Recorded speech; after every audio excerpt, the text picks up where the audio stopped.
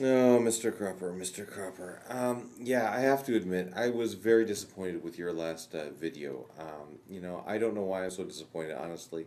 Maybe it's just because I want to believe the best in people. So, let me start out with something we apparently agree on. Yeah, you made the statement that these guys are going to be very influential, and yeah, I heartily agree with you there.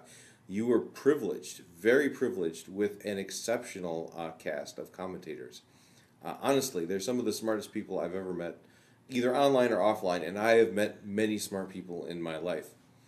Yeah, you're right. These people will get their degrees and they will write things that people will listen to, and they will leave their mark on our culture. So, kind of bear that in mind. Now let's talk about things that we don't agree on. So, Mr. Cropper, I say this with the greatest respect, okay? I don't want to pillory your position here, but um, your analysis of why these people disagree with you is simply wrong.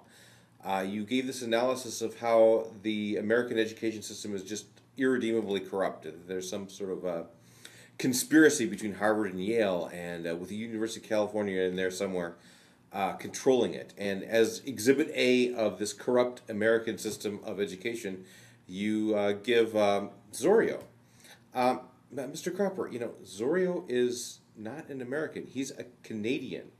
And, despite our best efforts in the War of 1812, as you'll recall, they kicked their ass, okay? So they got to keep their country, all right?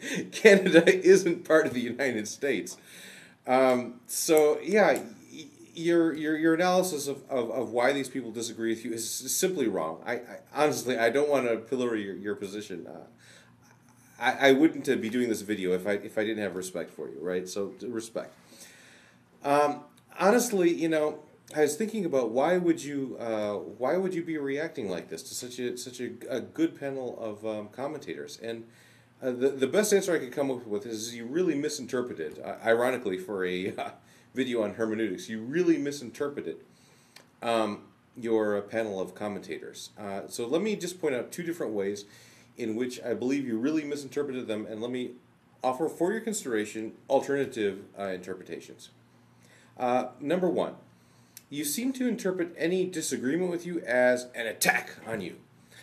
One of your videos, yeah, that really was an attack. Yeah, he really was coming at you swinging and scored a few good points. But the rest of them, they weren't attacks on you, Mr. Cropper.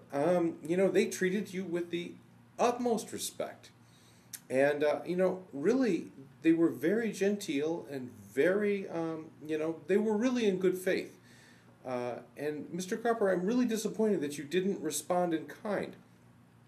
Your response contained a lot of ad hominem remarks. I mean, nobody made any ad hominem remarks against you. Nobody called you bad names, but you continually, made many ad hominem remarks against your commentators, calling them corrupt and irresponsible and all this kind of stuff. Really, that's really not the appropriate response to the videos that you got. So let me offer an alternative things. If someone disagrees with you, they aren't attacking you, okay? Instead, what they're doing is they're trying to dialogue with you. What is a dialogue? I mean, they're trying to engage you in the process of, a collaborative search for understanding. It's not an attack, okay? Second way in which I think you really misinterpreted the situation. You seem to think that anybody who has a different opinion from you is intellectually corrupt.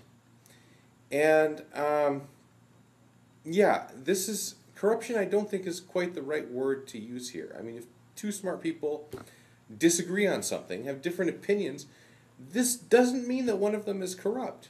And so, as an alternative, let me suggest, instead of viewing a disagreement of opinion as one person being corrupt, view it as an opportunity to learn.